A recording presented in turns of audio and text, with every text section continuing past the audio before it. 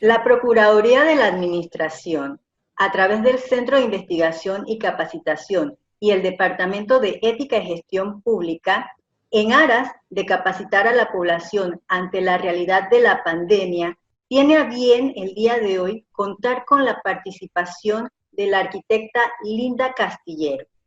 La arquitecta Castillero es la directora del Centro Especializado en Salud y Seguridad Ocupacional. Es licenciada en Arquitectura por la Universidad de Panamá. Cuenta con posgrado en Salud y Seguridad Ocupacional por la Universidad Especializada de las Américas. Además, es licenciada en Derecho y Ciencias Políticas por la Universidad de Panamá. Ha dictado cursos en Salud y Seguridad Ocupacional. Tiene formación en instrumentación y monitoreo de riesgo, especialización en ergonomía, factores psicosociales en el trabajo, entre otros. En el día de hoy nos expondrá sobre el tema bioseguridad en el ambiente laboral. Antes de darle las palabras, el micrófono, quiero realmente agradecer de parte de la Procuraduría de la Administración a la arquitecta Castillero por la disponibilidad que ha tenido para con nosotros con este tema realmente importante y que sé que va a nutrir a la población. Muchísimas gracias, doctora Idania, por esta invitación que hace la Procuraduría, y aprovecho para felicitarlos porque solamente a través del conocimiento y la unión entre las instituciones podemos lograr luchar y ser vencedores en este nuevo reto que se nos presenta y que nos confronta con una nueva realidad también. En ese sentido, es importante que la población conozca sobre esos nuevos eventos a los que tendremos que enfrentarnos una vez se reanuden las actividades laborales en los diferentes lugares. Bien, lo primero es conocer un poco quién es este COVID, qué es este COVID. Es un tipo de coronavirus, el SARS-CoV-2 realmente se llama, que es el causante de la enfermedad de el COVID-19. Y es importante que conozcamos cómo es el medio de transmisión hasta ahora conocido, porque sí es importante aclarar que no se tiene la certeza de que es la única forma, pero por lo menos se sabe que sí es el medio de contagio de persona a través de las gotículas o pequeñas gotas de saliva que se pueden expulsar al hablar, al respirar, al estornudar, y es eso precisamente lo que tenemos que tener presente para poder tomar las medidas de prevención a evitar el contagio. Bien, este coronavirus, que es lo que consideramos el riesgo biológico que causa la enfermedad del COVID-19, tiene la potencialidad de ser mortal. Y esto es muy importante. Aquí vemos cómo entonces se transmite. Vemos que es a través del sistema respiratorio, la cavidad nasal, la faringe y laringe, que forman parte de las vías respiratorias superiores, pero también es tan pequeño que tiene la capacidad de llegar hasta el nivel de los pulmones, y es allí donde realmente se puede complicar esta enfermedad. Si una persona inhala esas gotículas que expulsa una persona que está infectada del virus, tiene el riesgo de contagio. Pero también si esas gotitas caen sobre una superficie y la persona toca la superficie y después se lleva la mano a la cara, a la nariz, a los ojos o a la boca. Esta gravedad en cuanto a la enfermedad se relaciona con los síntomas que pueden presentarse a nivel del sistema respiratorio superior o a nivel de los pulmones, que es cuando se presentan las verdaderas complicaciones. Entonces, lo que podemos decir es que las medidas básicas para la prevención del COVID son higiene y lavado frecuente de manos. Distanciamiento físico. Es importante el 1,5 metros, los 2 metros. Pero también la protección respiratoria. Que esta protección puede ser a través de un equipo de protección respiratoria, como vamos a ver después, o la mascarilla, que es la que puede utilizar la población en general. Relacionada a la medida de mantener las manos limpias, es de suma importancia la limpieza y desinfección del entorno laboral. Y para dar prioridad a las áreas u objetos que pudieran estar más contaminados, entonces tenemos que conocer otro detalle importante: ¿cuánto dura este coronavirus sobre las superficies? Tampoco aquí encontramos que existe un criterio unificado a nivel internacional. Sin embargo, podemos tener algunos periodos que nos sirvan de referencia. Se dice que en aerosol puede durar en el ambiente hasta 3 horas. Por eso cuando uno llega a un lugar, pues es importante tener la mascarilla, porque puede todavía estar en el ambiente alguna gotícula que haya sido proyectada por una persona que está infectada. En las superficies de metal tiene un periodo mayor de duración. Y esto es importante para establecer los periodos de limpieza de esas superficies precisamente. En el cartón, papeles y algunas superficies más porosas puede durar hasta 24 horas o un periodo mayor. Vemos también que aquí hay algunos tiempos de referencia que varían. Sin embargo, nos dan un periodo sobre el cual, si nosotros intervenimos para hacer la limpieza en ese periodo, pues estamos seguros de que ese virus ya no va a ser un peligro potencial. Es cierto que muchas actividades económicas han mantenido un proceso continuo y la gran mayoría se ha visto obligada a cesar las operaciones total o parcialmente para lograr el objetivo de una cuarentena. Y este objetivo se da precisamente para lograr ese distanciamiento y el tiempo de los 14 días, que más o menos es el que se puede dar un contagio. Tanto en los lugares de trabajo del sector público como el sector privado del país, hay muchísima información que ha generado el Ministerio de Salud respecto a las guías y lineamientos para hacer una buena limpieza, higiene y desinfección de los entornos laborales. Ahora vamos a conversar un poco sobre las medidas de prevención del COVID específicamente en el lugar de trabajo. Como este es un riesgo biológico, entonces las medidas principalmente están enfocadas hacia la bioseguridad. Son medidas preventivas de bioseguridad. Bien, como les comentaba, hay una gran cantidad de producción de documentos, de guías, protocolos, de fuentes oficiales como el MINSA, la OPS, la Organización Panamericana de la Salud, la Organización Mundial de la Salud, y son esas guías y esos documentos a los que debemos referirnos y consultar para tomar las acciones en nuestros lugares de trabajo. La realidad es que todas las empresas, instituciones y organizaciones, y en todo lugar donde se realice una actividad en la que participe un trabajador, y también aquellos que realizan una actividad productiva de forma independiente o informal, deben aplicar las medidas de bioseguridad para la prevención de riesgo biológico o medidas de bioseguridad para la propia protección y protección de la comunidad.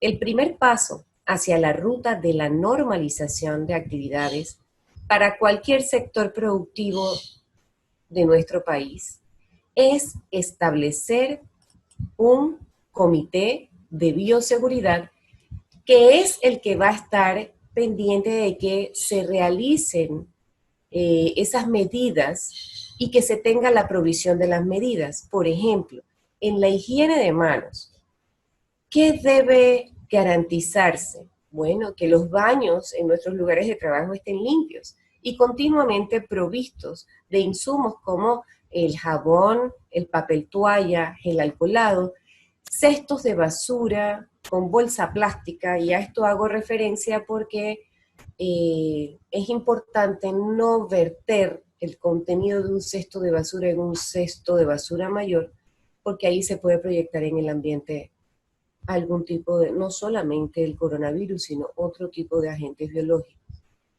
También la limpieza y desinfección frecuente de todas las superficies donde puede haber un contacto a través de la mano, o también, incluso cuando pone el antebrazo y usted se lleva la mano a la cara o a la boca, también puede haber un contagio, y es importante que tengamos muchísima organización en lo que es el manejo de los desechos. La higiene de manos también tiene que ver con lo que conocemos como el protocolo o la etiqueta respiratoria, que es si yo no tengo una mascarilla o un pañuelo, debo usar la parte interior del antebrazo. Lo importante es que usted no sea una fuente de esparcir las gotículas al ambiente, porque ahí es donde está el mayor riesgo. Entonces, vemos que mantener las manos limpias, evitar tocarse las manos, con las manos, la cara, la nariz, la boca o los ojos, es de suma importancia para prevenir el contagio.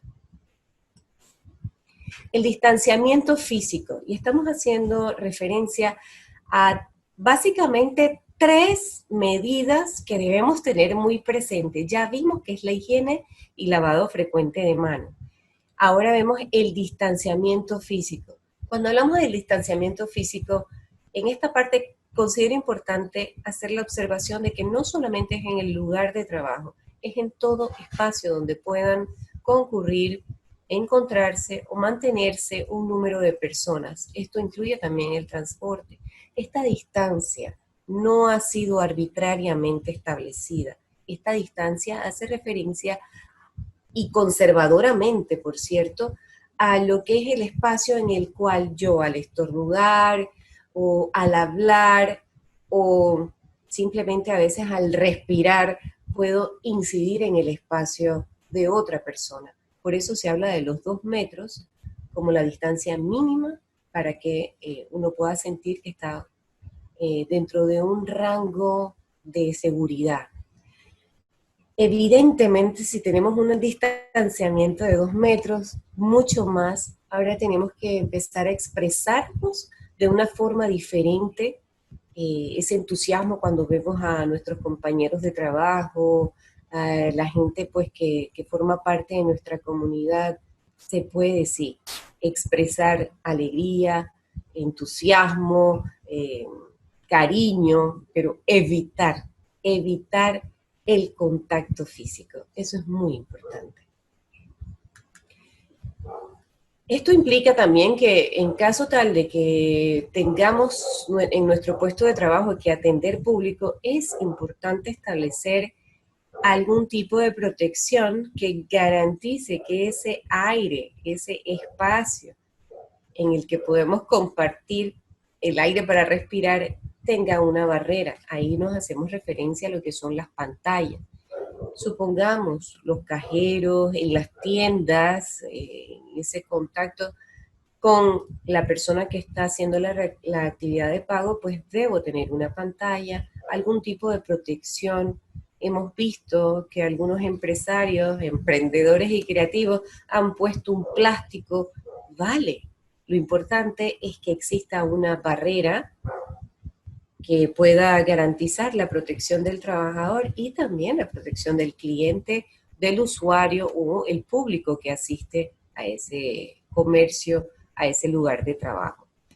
Y evidentemente se prohíben las reuniones de más de 10 personas, y si se da una reunión con más de 10 personas, debe garantizarse que existe ese distanciamiento medido con una cinta métrica de 2 metros entre los trabajadores.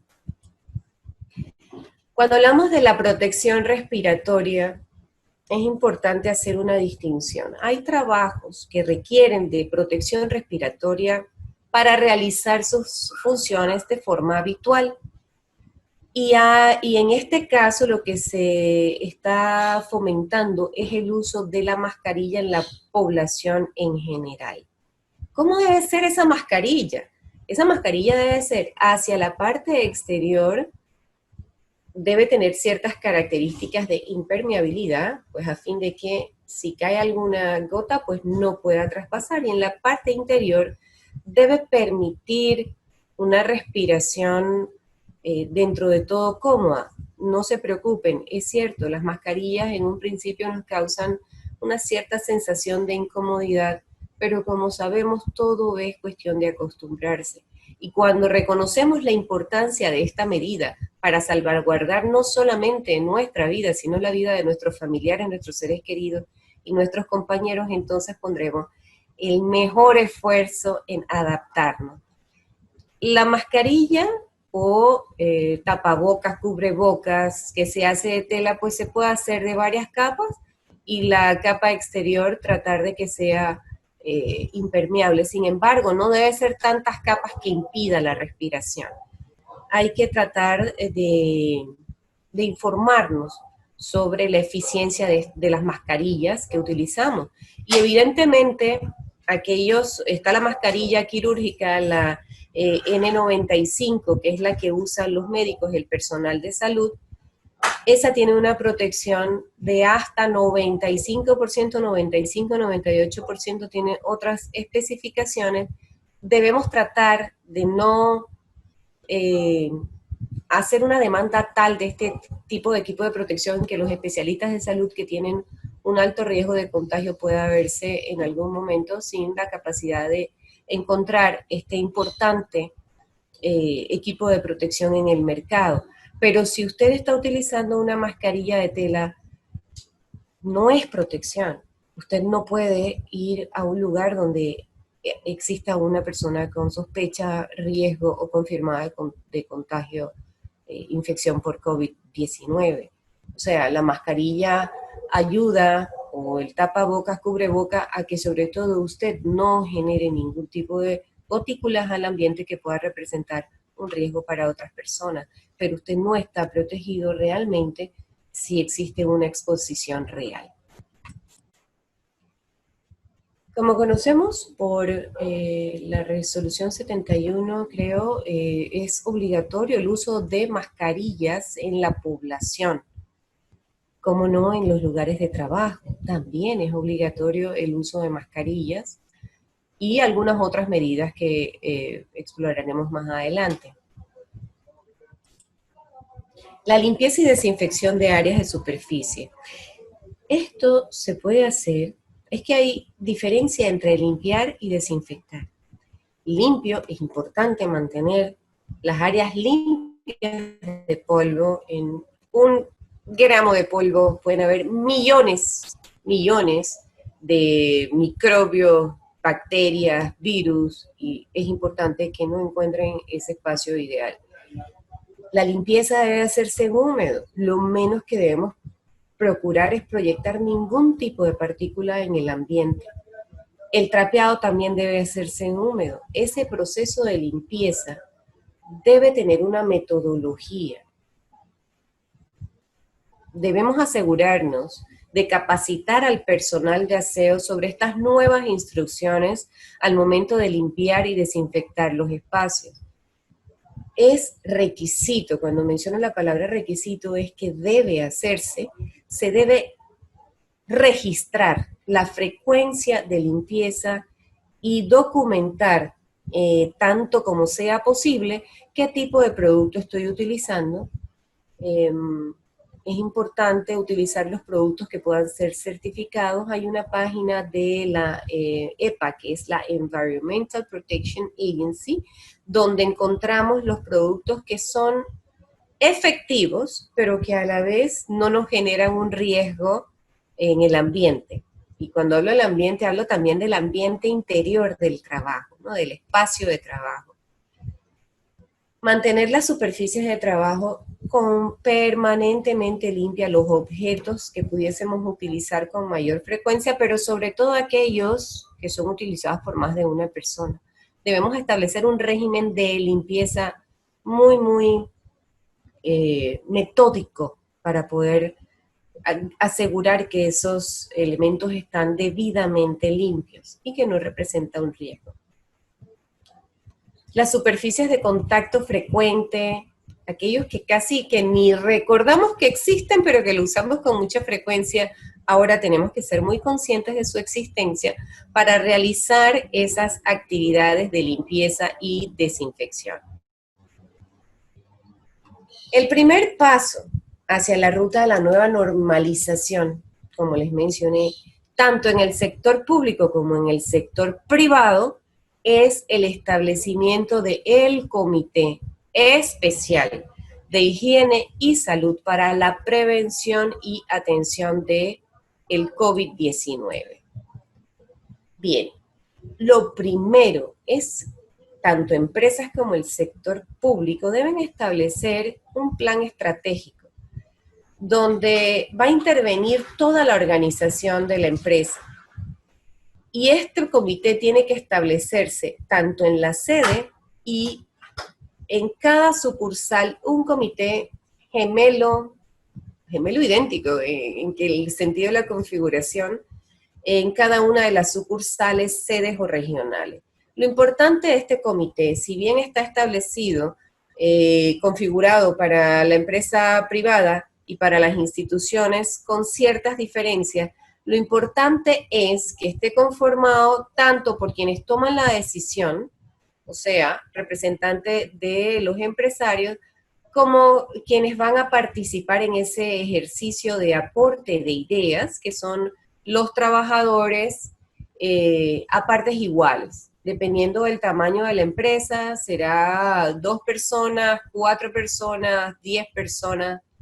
Lo importante es que exista una permanente comunicación para tomar las decisiones, para vigilar que se cumplan las medidas, para cumplir lo que nos solicitan las normas y también para hacer ese proceso de auditoría y mejora, porque cada día se puede mejorar alguna medida según veamos su eficacia.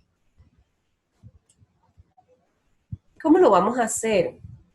Miren, es importante, ya conocemos quiénes son los trabajadores que pueden de por sí tener una condición de riesgo que es inmediata, aquellas personas que tienen 60 años o más, bueno, ya esos estarán organizados e identificados por recursos humanos.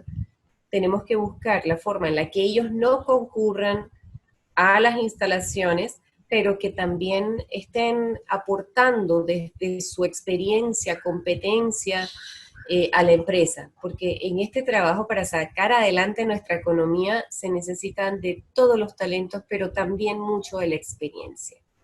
Ellos pueden laborar desde sus hogares. Luego entonces que identificamos este grupo de riesgo, que son las personas de 60 años o más, pues vamos a ver quiénes tienen alguna condición médica que pueda representar un elemento de peso, o sea, que sea una comorbilidad si se contrae o se contagia por la enfermedad. Estas son las personas que tienen enfermedades crónicas, diabetes, hipertensión, aquellos que están sometidos a un tratamiento médico que tiene como consecuencia una afectación en el sistema inmunológico que baja sus defensas. También quienes pudieran tener, que no es una enfermedad, pero que es una condición que merece una evaluación, es las personas que están, las mujeres que están en estado de gravidez. Es importante también encontrar pues cómo pueden continuar laborando sin que tengan que asistir presencialmente. Y yo hago el énfasis en lo de presencial porque cuando hablamos de la medida del distanciamiento, no es solamente considerar si yo tengo el espacio en la empresa o en mi institución para que estén las 10 personas reunidas a 2 metros, o cada persona, cada trabajador tiene sus 16 metros cuadrados porque son 2 laterales y 2 hacia el frente y 2 también dirigidos en los 4 puntos cardinales. Eso nos da que cada trabajador tiene que tener 16 metros cuadrados de espacio para poder decir que se está manteniendo en estricto cumplimiento el distanciamiento de los 2 metros entre personas, sino que esta medida también tiene que considerar quienes concurren o asisten al trabajo movilizándose a través de el transporte público. ¿Y por qué? Porque lo que no se quiere es que la gente esté en la calle. Por eso la consigna principal es quédate en casa. Y asimismo las empresas y las instituciones debemos contribuir a esa reducción de presencia de las personas en las calles. Y eso pues ayudamos mucho a través del teletrabajo, trabajo a distancia, trabajo a disposición y en todas las modalidades que podemos encontrar en la ley 126 de febrero del 2020. Bien, el segundo punto es identificar estos factores de riesgo para los trabajadores. Luego entonces tengo que hacer una evaluación de las instalaciones para ver si tengo una puerta única de acceso, cómo voy a ejercer ese control. Esos son los controles de ingeniería. Luego los controles administrativos, que es cómo voy a organizar las jornadas laborales, el trabajo de cada uno de los puestos de trabajo, ya conociendo quién lo puede realizar. Ojo, que el teletrabajo no es si el trabajador lo puede hacer, es si el mismo puesto de trabajo, las funciones del trabajo lo permiten. Disculpen. Bien, es importante insistir en que tenemos que hacer esta evaluación del riesgo individual de los trabajadores. La encuesta de síntomas, ¿qué es? Eso es un cuestionario que yo le debo solicitar al trabajador que complete antes de que ingrese a las instalaciones o que se reincorpore a sus actividades. En este cuestionario yo tengo que conocer datos como, por ejemplo, dónde vive el trabajador. Y esto es para hacer la relación sobre si es un lugar que está por resolución identificado como un lugar de alto riesgo y tiene algún tipo de medida como cerco sanitario. La información laboral, ¿cómo realiza este trabajador ese trabajo? ¿Necesita equipo de protección personal de forma habitual para realizarlo? ¿Tengo yo que considerar algún tipo de medida especial por el nivel de exposición de sus funciones habituales? Lo que es la comorbilidad, como vimos, si tiene enfermedades, algún tipo de enfermedad crónica o está sometido a algún tipo de tratamiento que pueda comprometer su sistema inmunológico, y también aspectos que se le deben preguntar al trabajador, como si ha estado él o su familia o personas cercanas a él bajo observación, sospecha, hospitalizados o en cuarentena. Si está en contacto directo con personas de alto riesgo, como es el personal de las instituciones sanitarias, de la fuerza pública y aquellos que conocemos que tienen que estar expuestos a personas o casos COVID positivo. La fase 2, donde vamos a trabajar en la implementación de ese plan de prevención y vamos a aplicar las medidas que ya hemos identificado necesarias para lograr ese nivel de prevención, de protección de los trabajadores y también de los usuarios, del público en general.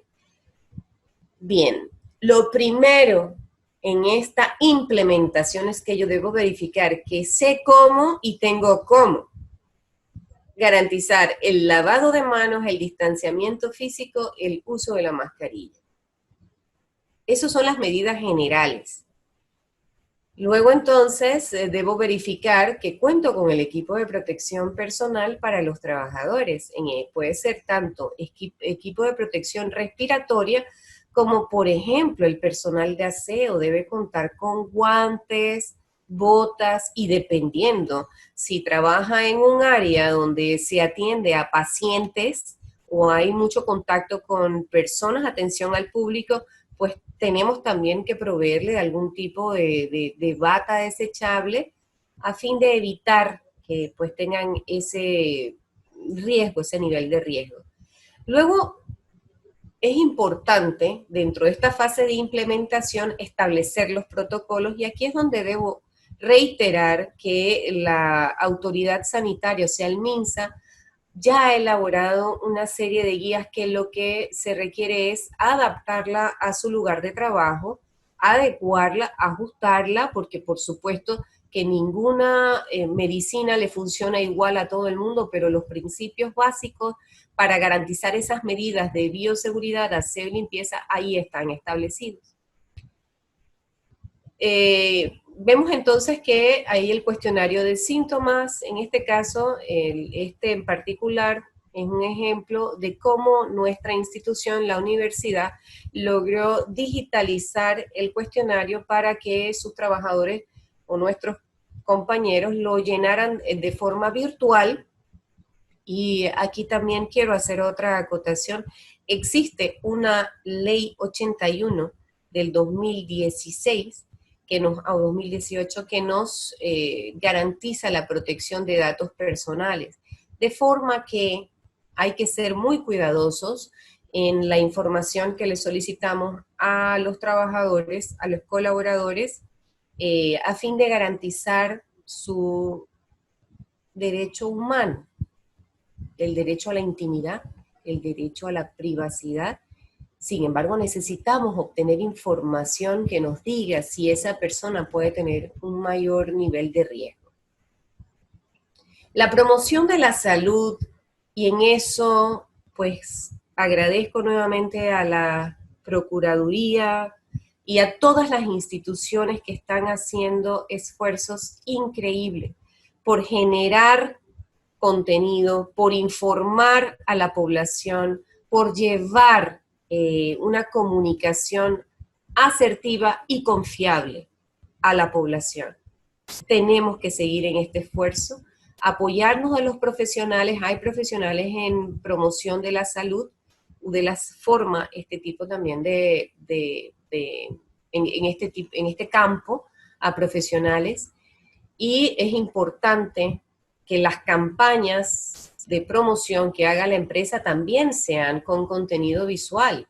Nos referimos a que usted tiene que tener en la entrada de su establecimiento o la institución cuáles son el protocolo o las medidas obligatorias de cumplir antes de que usted ingrese. Así vemos que en muchos lugares ya nos advierten, se mide la temperatura, tiene que tener su mascarilla, tiene que utilizar limpieza en los pediluvios o las alfombras. También debemos evaluar bien qué tipo de medidas son estrictamente necesarias a fin de no incurrir en gastos o una dispersión del esfuerzo respecto a la eficacia de la medida. Y para eso también están los profesionales de la salud y la seguridad ocupacional, que suelen hacer una evaluación integral del riesgo, porque es en esa área donde estamos especialmente capacitados y formados.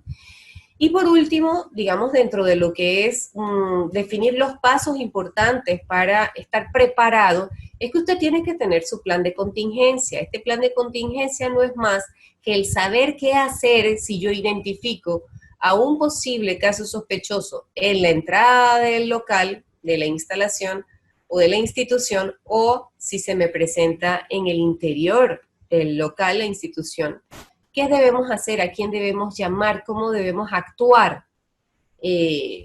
¿Cómo informamos? Porque es también obligación, como este es un tema de salud pública, es obligación notificar a la autoridad sanitaria. Bien, toda esta información que hemos recabado sobre el trabajador, cómo hace la tarea, un poco los aspectos de su salud, es para poder hacer el ejercicio de identificar el nivel de riesgo. Si es un trabajador con un riesgo alto, ¿por qué? Puede ser por su condición de salud o las tareas que realiza. El riesgo alto por exposición directa generalmente lo encontramos en el personal sanitario, en el personal de la fuerza pública, en aquellas personas que tienen una alta probabilidad de que tengan un contacto directo con los casos sospechosos, y también aquellos que son un personal de logística para ese personal o esa actividad sanitaria más bien, ¿no? Como puede ser el personal de aseo, de atención al público dentro de las instalaciones sanitarias. Las personas con exposición inmediata, sí, tienen la probabilidad de infectarse dentro del lugar de trabajo, pero también de forma comunitaria. Y en las personas con riesgo bajo también tienen la probabilidad de un contagio de forma comunitaria, pero la exposición en su lugar de trabajo es indirecta. Es muy baja la probabilidad de que sea a través de la realización de sus funciones habituales. En la jerarquía de controles, ya después de que tenemos identificado alto, medio, bajo, entonces vamos a decir, bueno, un nivel de riesgo alto requiere una acción que pueda contener ese riesgo. Generalmente son los controles de ingeniería, que son los que brindan una protección colectiva, no a un trabajador, sino a todos, no solo al trabajador, sino a todos los que puedan estar en ese espacio. Lo ideal aquí sería poder eliminar el peligro, pero todavía ni siquiera se tiene la vacuna. Pero en la aplicación de jerarquía de controles en salud y seguridad ocupacional, lo primero es tratar de eliminar el peligro. En este caso no se puede todavía decir que podemos eliminarlo, por tanto, entramos a hacer la siguiente categorización de la jerarquía de controles. Entonces tenemos los controles de ingeniería, luego los administrativos y por último el equipo de protección personal, que realmente el equipo de protección personal ya viene siendo como una medida colectiva en general, porque tenemos que tener la mascarilla, la población, indistintamente, como mencioné, si es trabajadora o no, todos con su mascarilla. En los controles de ingeniería, aquí vemos, es cuando tenemos que hacer un rediseño del espacio o disponer de una pantalla, separadores, o sea, hay un ejercicio de modificación del espacio o también del proceso, puede ser a fin de garantizar que se conserven estas tres medidas que hemos mencionado anteriormente: el distanciamiento físico, la higiene de manos y la protección pues, respiratoria. En los controles administrativos es quizás donde actualmente está recayendo el mayor peso para garantizar que tenemos un lugar en el que no estamos trabajando para minimizar el riesgo. Recordemos que no lo podemos eliminar, pero sí minimizar. Aquí es la primera medida: quédate en casa. Debemos tratar de organizar en instituciones y en la empresa, y tiene muchísimos beneficios, que eso es como para, doctora Idania, le comento que eso es como para otro capítulo. Cuando hablo del teletrabajo, esto es como para otra presentación, porque es tan amplio todo lo que hay que decir respecto a esto. Pero la primera medida es respecto al teletrabajo. Quédate en casa, trata de que la producción se pueda dar a distancia, reducimos la movilización, hay un impacto también positivo en el ambiente, en el consumo de muchos recursos que de forma habitual o diaria tiene que gastar el trabajador también. Y bueno, hay un tema para hablar de esto. Entonces, las jornadas flexibles, nos podemos organizar. El teletrabajo se puede hacer 3 días de la semana, 2 días usted venga presencialmente. Lo importante es reducir el tiempo de exposición de ese trabajador. Jornadas prolongadas, hay muchas variables, hay muchas opciones. Hay, la verdad es que un sinnúmero de posibilidades, siempre que nos enfoquemos en reducir ese tiempo de exposición del trabajador. También tenemos las teleconferencias. Bueno, ya eso es parte de la cotidianeidad, es algo muy habitual que hoy nos estamos reuniendo con nuestros compañeros de trabajo a través de los medios virtuales. Importante el control administrativo, el control de síntomas, el termómetro. todas las instituciones, todos los lugares deben tener un termómetro digital, pero también capacitar a ese personal sobre el uso de ese termómetro. Y otra solicitud que viene dentro de la norma, requisito, es que se registre el nombre de la persona a la que se le hace esa medición de temperatura, el registro que tuvo para poder confirmar y también evaluar retrospectivamente si es que hubo un cambio. ¿Por qué? Porque la fiebre es el síntoma que se presenta en el 98% de los casos. Y aquí da espacio para hablar un poco sobre los asintomáticos, pero por lo menos debemos poner nuestros mejores esfuerzos en que aquella persona a quien le puede identificar un síntoma, pues efectivamente lo haga. Que hay que saber qué hacer con esta persona también y hasta qué nivel somos responsables hacia la comunidad de nuestra actuación frente a un posible caso sospechoso. El protocolo de higiene de manos y otras medidas deben estar garantizados por la institución y por las empresas, por el empleador, de que exista esa provisión permanente y constante de lo que se requiere para cumplir con estos requerimientos. Otros controles administrativos y en esto quiero hacer también un paréntesis especial, porque muchos se preguntarán por qué ese énfasis en las pausas activas, el análisis o la prevención de los riesgos psicosociales, y es que evidentemente todos estamos en algún grado con un estado alterado emocional, porque esto no es una situación normal para nadie.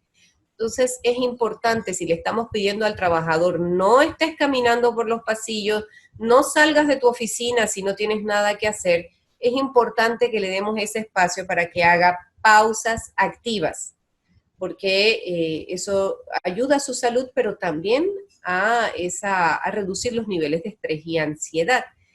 Y algo muy importante es tener un programa, digamos, de seguimiento, apoyo, que el trabajador o la persona pueda acudir, conocer cuáles son las líneas de asistencia que también tiene el MINSA, y en un momento en el que pueda sentir esa persona mucha presión, nosotros identificamos si alguien puede estar atravesando una situación que no puede controlar, pues tener a mano y conocer cuáles serían los canales de ayuda profesional para esa persona. Eso es importante.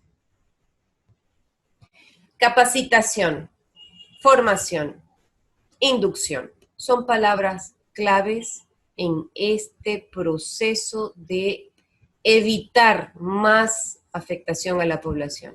Hay que informar, la gente tiene que saber cómo utilizar su mascarilla, cómo retirarse de la forma correcta, cuándo puede utilizarla, cuándo debe desecharla. Es importantísimo que tengamos información. Y no solamente de manera permanente, es que es un requisito para, antes de que ingresen los trabajadores, usted tiene que informarlo y capacitarlo y decirle, bueno, estos son los cambios que hemos realizado a nivel de su puesto de trabajo, estas son las nuevas medidas que está implementando la empresa.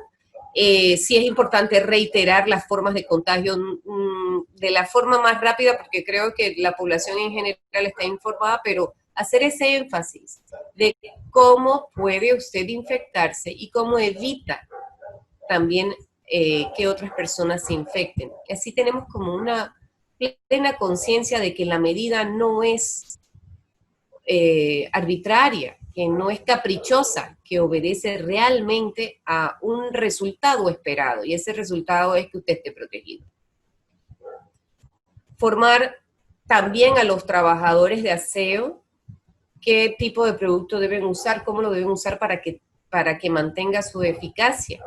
Se pueden hacer diluciones, pero si usted exagera en la proporción del diluyente, pues entonces evidentemente está reduciendo esa efectividad del producto.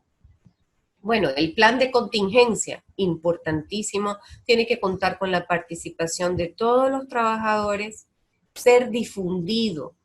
Todo, miren, en la medida que uno conoce qué hacer cuando se presenta esa situación, pues baja los niveles de ansiedad, tenemos mejor capacidad de respuesta. Y eso solo se puede hacer elaborando un plan de contingencia cónsono con la realidad de la institución o de la empresa. Eso no es algo que podemos tomar y copiarlo y luego ponerle el título nada más de nuestra institución. No, tiene que ser un trabajo consciente, porque de hecho yo tengo que identificar dentro de la institución o de la empresa dónde va a ser el lugar que yo voy a aislar o a mantener a esa persona hasta que se active la autoridad sanitaria, ya sea que nos indique si vendrán al lugar de trabajo. Y otra cosa que considero importante comunicar. He observado que cuando en un lugar de trabajo identifican un posible caso y luego el caso es confirmado, al resto de los trabajadores les hacen la prueba, puede salir negativa en una primera evaluación y luego puede salir positiva. Lo aconsejable es que también aquellos que vayan a estar bajo observación estén fuera de las instalaciones. Deben estar en sus casas o en algún lugar donde pues sientan que no van a representar un riesgo para las otras personas. Y cuando identifican un caso en un lugar de trabajo, allí es donde es muy importante realizar ya no una limpieza, una desinfección, una higienización de ese lugar, antes de ese lugar y del recorrido de esa persona que nos dio positivo, antes de permitir el ingreso del resto de los trabajadores. Tenemos que ser responsables, tenemos que ser muy conscientes de que a nivel de autoridades, tanto dentro de la empresa como dentro de las instituciones, lo que estamos cuidando son vidas. Esas vidas son parte del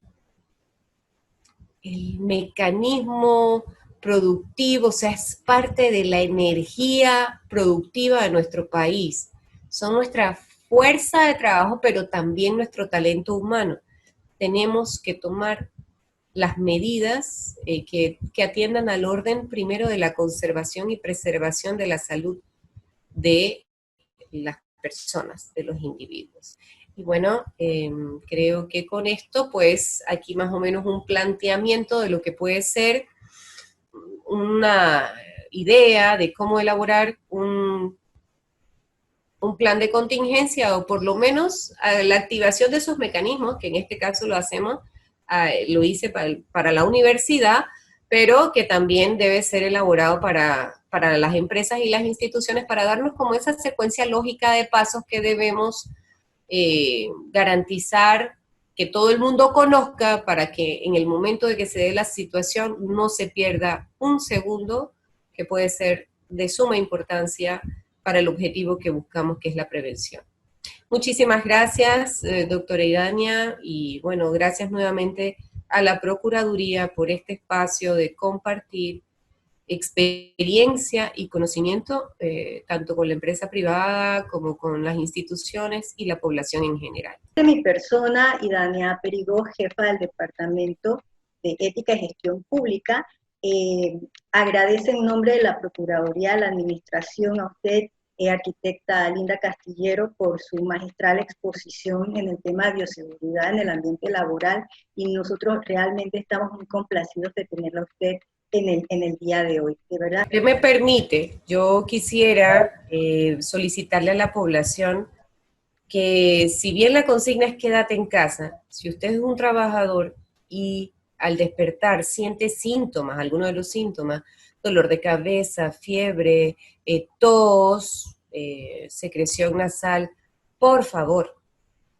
llame a su superior, a su jefe, a recursos humanos, pero por favor, en ese caso, no asista, no acuda a laborar, vaya inmediatamente a un centro de salud o a un hospital, pero no exponga a sus compañeros de trabajo, porque las historias son tristes, dolorosas, y tenemos todos que trabajar en conjunto para evitar llevar dolor a otros hogares.